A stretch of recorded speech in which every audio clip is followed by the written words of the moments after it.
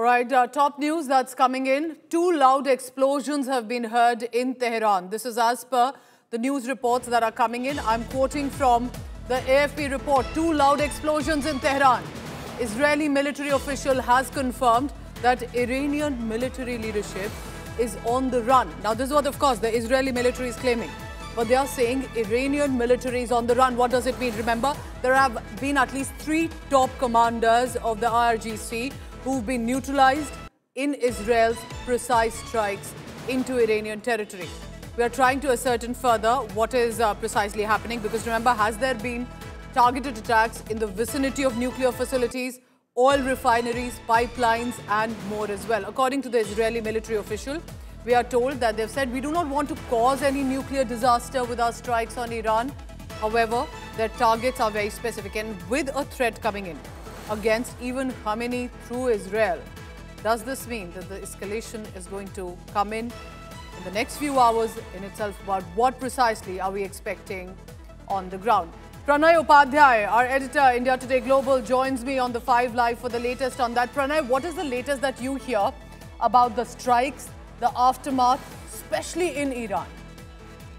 Pooja, there is an intensification of this conflict between Iran and Israel. The reports which are coming in from Tehran clearly indicates that there have been 2 huge blasts who have been being reported from Tehran. We do not know the exact specification of these blasts, that what damage they have caused as yet, because there is no confirmation from Tehran as yet. But yes, the Israeli side has also confirmed just a while ago that they have been carrying out the airstrikes on the Iranian territory. Their aircrafts are flying and clearly dominating the Iranian airspace. While on the other side, we have heard the statement coming from the Iranian IRGC chief saying that there will be escalation in air-to-air missile firing from Iran to Israel. So this is actually an intensification of conflict at a time when the President Donald Trump is back in Washington, in White House, and he has also indicated that he'll be going into a huddle in his Situation Room with the senior commanders, and he did not rule out US joining this conflict. However, there is no confirmation either whether US would want to join this conflict alongside the Israel. But yes, there is an augmentation of the US forces in the region, especially in the CENTCOM area. That's a big question, because America, of course, like the European nations, have expressed complete support to Israel. But does that mean diplomatic, political support? Does that mean military support as well? If the military gets involved with another country, that's going to be huge development. So we'll be tracking that and more. Pranay, I request you to stay on, because there's been a statement that's come in from Donald Trump. What is the latest statement from the US president? From Canada, he decided to cut short his visit at the G7 summit, headed back to Washington. Here's what Donald Trump has said. Taking to his social media platform, Truth Social, Donald Trump has posted, and I quote him here, "I have not reached out to Iran for peace talks in any way, shape or form. Highly fabricated fake news. If they want to talk, they know how to reach me." There's definitely a certain posturing coming in that I'm not desperate to talk to Iran. Remember, Iran and USA have been known arch rivals for decades now. Donald Trump says they should have taken the deal that was on the table, would have saved a lot of lives. What does this mean? Does this mean the USA is referring to, signaling, hinting about the days to come? USA President said they should have taken the deal that was on the table. Is this a reference to the nuclear deal, the disarmament that USA expects from Iran? Then Trump says would have saved a lot of lives if Iran would have picked up the deal. He's very categorically said it's not about the ceasefire. Something big is going to happen. Now, what's interesting is, and let's listen in first to what Donald Trump has said on previous occasions as well. On this issue itself, several times Donald Trump has spoken up. President, any statement on why you're leaving the G7 early for Washington? Well, I have to be back. Very important. I want to just thank our great host. He did a fantastic job. Thank you. In Canada. But you probably see what I see, and I have to be back as soon as I can. I'm going to have dinner with these wonderful leaders, and then I get on the plane. I have to be back early. Have you talked about national security? I've spoken to everybody. What will you say? Israel is doing very well, as you probably noticed, and I gave Iran 60 days, and they said, know. And the 61st, you saw what happened. Day 61. So I'm in constant touch. And as I've been saying, I think a deal will be signed or something will happen, but a deal will be signed. And I think Iran is foolish not to sign one. Iran basically is at the negotiating table. They want to make a deal. And as soon as I leave here, we're going to be doing something. But I have to leave here. I have, this commitment. I have a lot of commitments. I have a commitment to a lot of countries. I want to see no nuclear weapon in Iran. And we're well on our way to making sure that happens. They'd like to talk, but they should have done that before. I had 60 days, and they had 60 days. And on the 61st day, I said, we don't have a deal. They have to make a deal. And it's painful for both parties, but I'd say Iran is not winning this war. And they should talk, and they should talk immediately before it's too late. It's the 5th day of the escalated conflict. This is a direct confrontation between Iran and Israel and shows no signs of slowing down. It's a fierce face-off that's escalated, but what I want to tell you about is what's happening with regard to Iranian skies, how Israel has intensified the offensive, and in the backdrop of the claims from Israel that they have now also killed Ali Shadmani, who is Iran's armed forces chief of staff. What does that mean? Why is Israel going after Iranian military chiefs? Here in this report.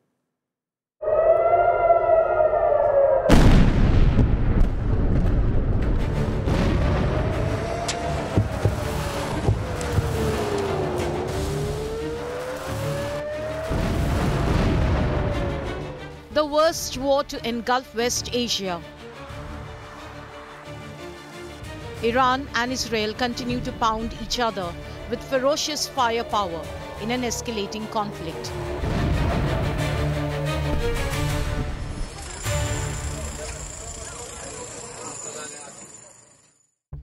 The Israeli Air Force is continuing to strike Iran's military targets, including its nuclear and missile sites, with deadly precision.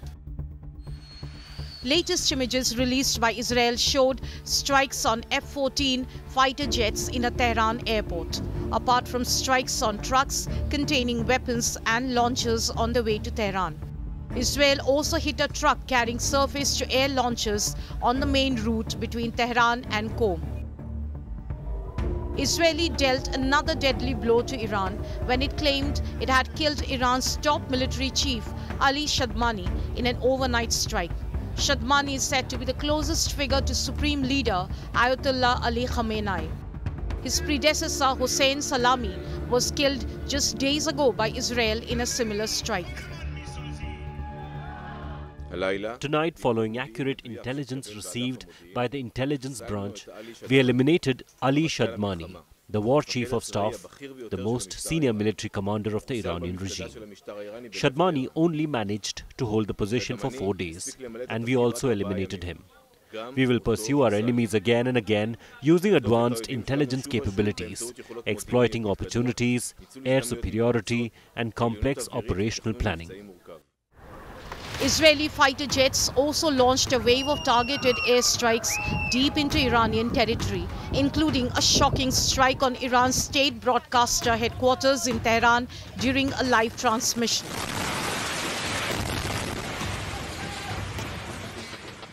The anchor on air was seen scrambling for cover as fire engulfed the studio.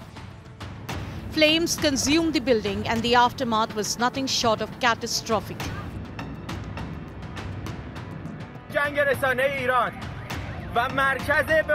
A senior reporter for Iran's IRIB news agency stood outside the burning headquarters with hands stained with blood. The reporter was heard saying that Israel would not achieve anything by this attack and that they will see worse.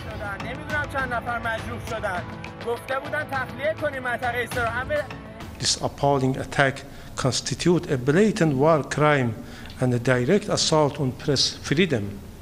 The Israeli regime has once again demonstrated that it is the foremost enemy of truth. It holds the disgraceful record of being the world's leading perpetrator of violence against journalists and media professionals. Smoke rised from a highway near Saveh in southwest of Iranian capital Tehran. Large plumes of smoke could be seen in the video as Israeli intensified airstrikes across Iran. Iran too is hitting back with a wave of ballistic missile strikes on Israel. Massive smoke cloud was seen billowing from a site in central Israel's city following an Iranian missile attack. Israeli teams are working to extinguish fire at site after Iranian missile attack. As fighting between Israel and Iran escalates, citizens of both countries have been forced to flee the war zone and take refuge in bomb shelters. Bureau Report, India Today. But what has been very noticeable since day one is how Israel has decided to go ahead with precise strikes and high-profile targets from the military of Iran. What does this mean? On top, remember, let's go one by one.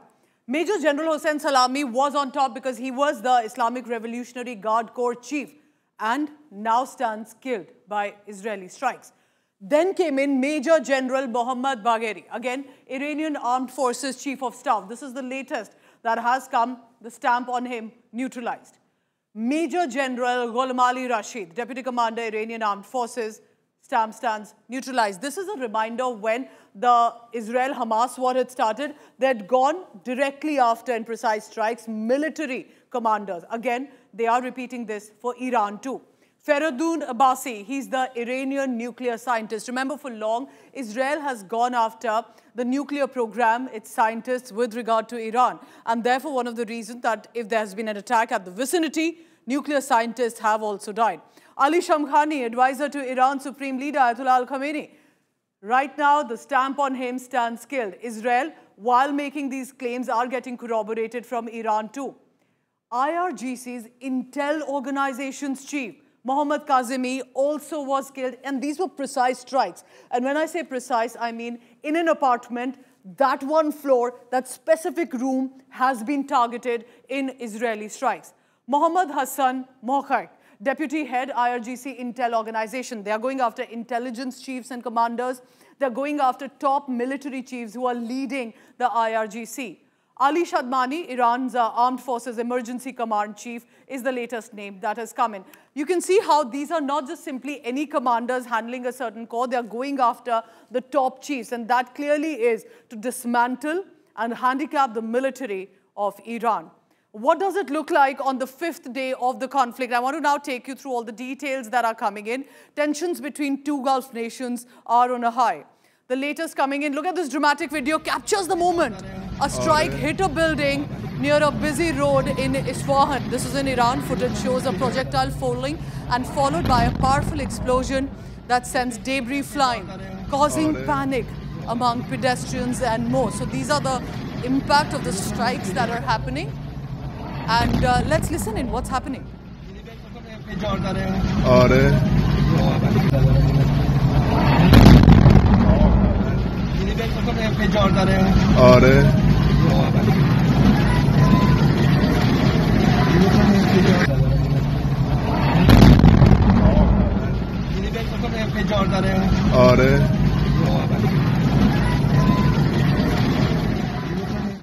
A cloud of black smoke engulfing Herzliya.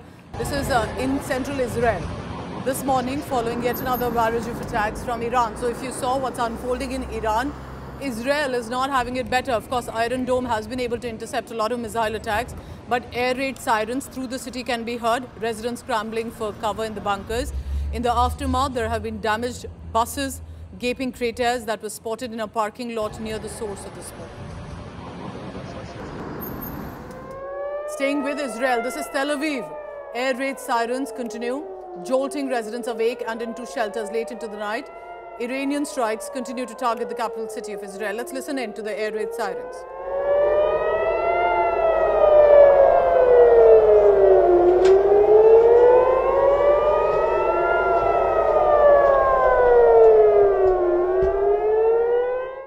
Let me now take you to Iran again. Look at this. Karaj-Shalus Road heading westward from Tehran. Hundreds of vehicles jam-packed in a gridlock. This is a traffic snarl that has happened. Remember, many citizens are attempting to flee the war zone. Unlike the intercepting defense mechanisms that Israel has, Iran doesn't have that. There have been a lot of damage that has been seen in different parts of Iran.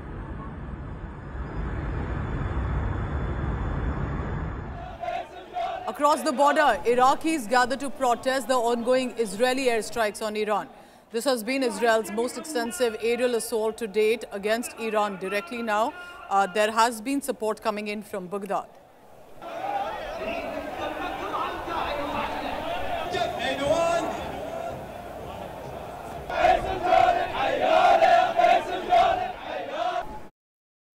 India today has been consistently tracking about what's happening in Iran and Israel. This is not just about two countries. This can engulf other nations, and of course, it's about the safety of Indians too in both Israel and Iran.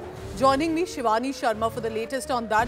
Shivani, let's go one by one. What are you picking up about the latest developments that are coming in? Do you see any sort of de-escalation in the days to come, or perhaps it's going to be only increasing? Pooja, what we are seeing is an accelerated targeting by Israel inside Tehran, especially the targeted attacks on the commanders of not only the intelligence but also the wartime commanders. And today, Ali Shadmani has been eliminated. That's what has been the highlight of the day in terms of Israel's attack. And we've also seen that even as we speak in Tehran, there are more missile attacks by Israel, Pooja.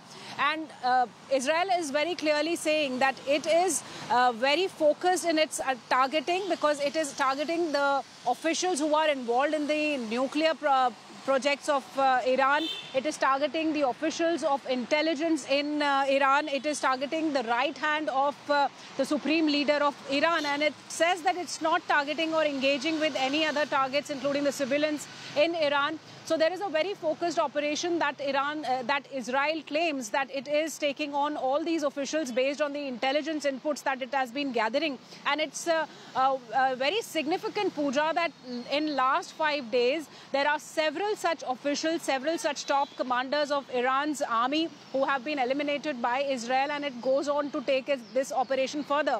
So we do not see any signs of de-escalation as of now. And adding on to this escalation ladder, we have seen the reactions that have come in from United States. President Donald Trump, who says that Iran must give up. It will come only with an end. So he is expecting a total end. So what's the unpredictability and uncertainty coming in about how USA's role could be seen, whether there's going to be a direct military involvement?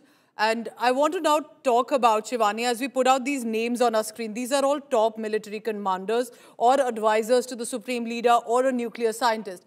Why do you think Israel is going after the top military commanders, nuclear scientists, and of the nature that can possibly impact the military of Iran? See, Israel has been very clear when it started the Operation Rising Lion. It was very clear that it wanted Iran to just decentralize or to stop the nuke efforts that it has been making. And it is being said that the nuclear program of Iran was quite close to completion. And that's why Israel chose to attack only those officials who were associated to that project. And that's why the first day we saw that 4 important nuclear sites were targeted by Israel. The officials, the commanders who were managing these sites, they were neutralized and eliminated. And the commanders of the military, the top aides of the supreme leader of Iran have been chosen to be neutralized or eliminated. That's what the Israelis have been claiming, that they just want Iran to stop its nuke power or nuke efforts. It doesn't want Iran to gather that nuclear project or power that US also says is very close, that was very close to completion. So that was the issue, and that is why Israel purposely, focusedly chose these officials, the top commanders, not only of Iran's military, but also the scientists who were involved with the nuclear projects in Iran. Pooja. Shivani, stay on with me, because as we go in detail about what precisely is the impact here, I want to tell you about the nuke facilities. Because remember, Israel may not have acknowledged, even though there is a speculation they have nuclear arsenal, but Iran has. We know about the arsenal and the facilities. And that is why what you see on your screens is very important. These are different locations where either believed to be or has been confirmed that the vicinity of the nuclear facilities of their program where Iran has set it up has been hit. Now, Natanz, for example, is very specific one. Khantab 2, Isfahan, again, damage has been seen. Fordo is going to be very interesting. Largely for now, according to our research, it suggests that it's been largely undamaged. However, there's been an attempted strike, and it could be very important. Experts have also said that you could need help from the United States of America and their arsenal to be able to hit Fordo if required. So the clarity not coming in about the kind of damage that has been impacted on Fordo. And then there is Tehran Research Center. But you know of the casualties that have happened of nuclear scientists. You know that the vicinity, at least on the first two, have been hit most definitely. Now, like I mentioned Fordo to you, why could that be difficult as a strike even for Israel, even though they have been attempting it? One, it's a nuke facility that is deep into the mountain, into the territory, has a lot of underground structures as well, buried 80 meters underground. Israel would need the United States of America's assistance, which means basically their arsenal, their aircrafts and more to be able to strike. Does the USA want to get involved, even though it has been an arch rival with Iran, to provide military support to Israel and then get into the war directly? It is basically, to tell you, USA's GBU-57 bunker busters that might be of help. But what if that's not enough either? Israel can try and strike the ventilation facilities. All of this is important for you to understand because it looks like for Israel, their nuke facilities are a direct target. For Iran, they've been after their nuclear program. Israel and other countries in the region, in the United States of America, in Europe, believe that they do not want Iran to have their nuclear program. Iran, meanwhile, has now said that they want to become a part of what the wider range discussions have been. We have some news coming in. Let's take a look at that.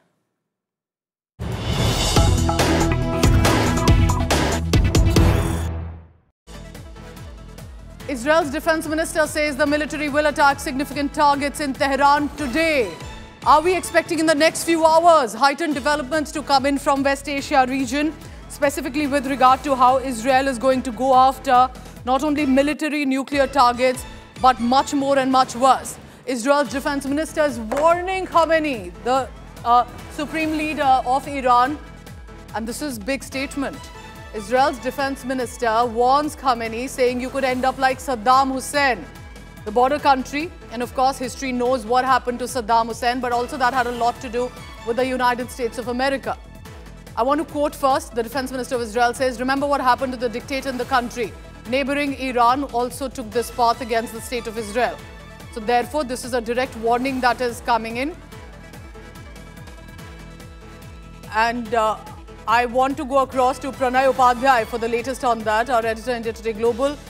Pranay, that's a direct warning that is coming in about what does it look like on the ground. Because as we look at these visuals on your screens, the escalation is very clear. We are looking at direct hits when it comes to Iranian territory, especially with their nuke facilities and more. But with this warning, as missiles are pounding Iran, and there have been definitely escalated casualties as well, not just high-profile targets, but more. Israel has added that possibly it's not even looking at a mediation. According to our sources and news reports coming in, that Iran has offered to be a part of mediation if required. Pranay continues to be with us. Pranay, this is a direct warning from Israel. Khamenei could end up like Saddam Hussein. What do you think is the reason that Israel would use this tone right now against Iran? Pooja, if you see right from the beginning of this conflict and this beginning of the Israeli airstrike, Israel has been maintaining this pitch that they are for a bigger change. Even US President Donald Trump has indicated that he wants an and a complete end. So these the use of this phraseology, the use of these words, clearly giving an indication that US and Israel want to have a bigger change there. And the Prime Minister Benjamin Netanyahu has also said clearly in an interview yesterday that that, if the need arises, they are ready to take out Ayatollah Ali Khamenei as well. This is a bigger threat for Iran and Iran's dispensation. On the other side, Iran has also threatened. So right now, besides the rhetorics coming out of either side, but there is also intensification of conflict right now. What we are getting to reports from either sides, and the various news outlets reporting from Israel as well as Iran, that there is an intensification of fight. The Israelis are dominating the airspace in Iran, and most of the air defense batteries has also been neutralized in Iran. However, the Iranians are also responding back. Iran has carried out certain missile strikes just a while ago also, and the Iranians are claiming that they have targeted the Mossad headquarters. All these tall claims we are getting right now that this conflict, this war is intensifying, and we are not looking at an immediate end right now. So this is the more worrisome trend at a time when the US President has went back to Washington DC. He will be holding a security analysis with his security advisor in this White House Situation Room. Prime Minister Narendra Modi is in G7, and G7 has also given out a statement. So this is, I want to add here and ask you about the Situation Room that Donald Trump will be in. Is it just posturing, do you think, to look like he's supervising, handling everything? Or are we expecting something big, as Donald Trump says?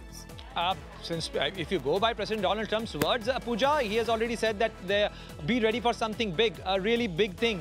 What that big thing could be, we do not know. But he has already indicated while traveling back on Air Force One, while interacting and taking questions from the media personals, he said that I am looking at an end, and a complete end and denuclearization of Iran.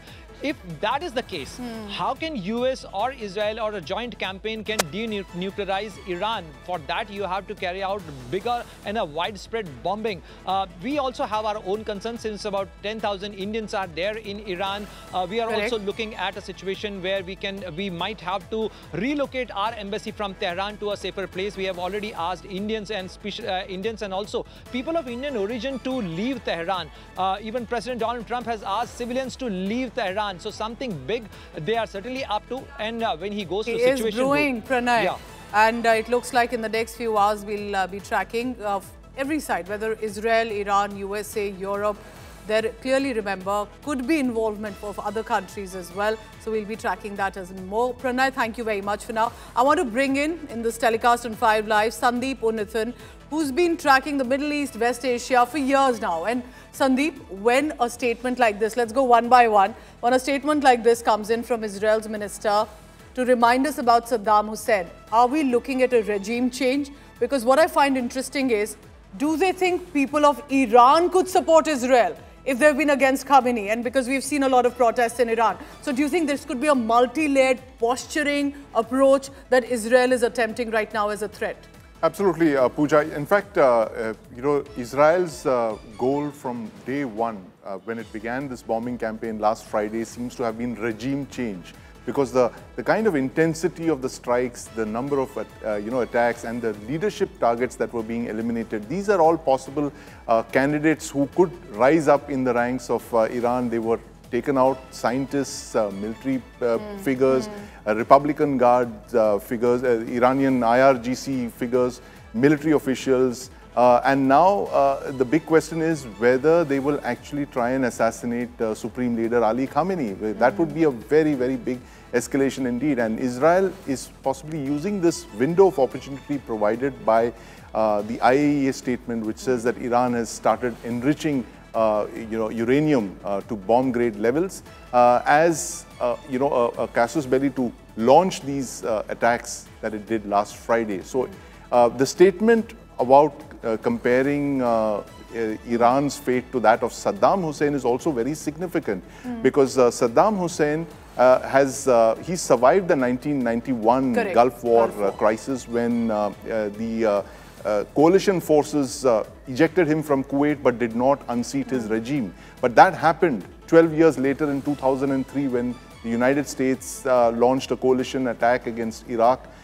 They unseated Saddam Hussein, and of course he was captured and he was hanged in 2006. So this is Israel clearly signaling to the people of Iran that they must rise. It's a very tough and a very tall order, Pooja, because you know it's very difficult to effect regime change from the air. You can drop all manner of ordnance and missiles and drone attacks and kill leadership figures, but until the time that you actually have boots on the ground, that you have a military force that moves into a country, physically occupies it, defeats the enemy armies, you're not going to be able to effect regime change. So Israel is probably trying a different strategy here by carrying out this wave of bombings, by killing a lot of these significant figures, weakening the Iranian regime to a point where it hopes that it will actually collapse under its own weight. So this is clearly wait and watch, and we have to see from the statements that are coming out about something big that's being predicted for the next couple of hours. It shows that Iran is possibly on a razor's edge in the next few hours, Pooja. Very important point. I'm wondering if you're looking at repeat of 1979, so to say, Iranian revolution. The Pahlavi dynasty was overthrown then. Are we looking at Khomeini, if not assassinated, to be overthrown? Can that happen that easily? And a very good point that Sandeep made about why the military targets are on agenda for Israel right now. Let's listen in, and Sandeep, please stay on with me. Listen in to the Israel minister who sent out that morning to Khamenei to say, you could have a fate like Saddam Hussein. אני מזהיר את הדיקטטור האיראני מהמשך ביצוע פשעי מלחמה וירי טילים לעבר אזרחי ישראל. כדאי שיזכור מה עלה בגורלו של הדיקטטור במדינה השכנה לאיראן שהלך בדרך הזאת נגד מדינת ישראל. אנחנו נמשיך גם היום לפעול נגד יעדי משטר ויעדים צבאיים בטהרן, כפי שעשינו אתמול מול רשות שידורי התעמולה וההסתה,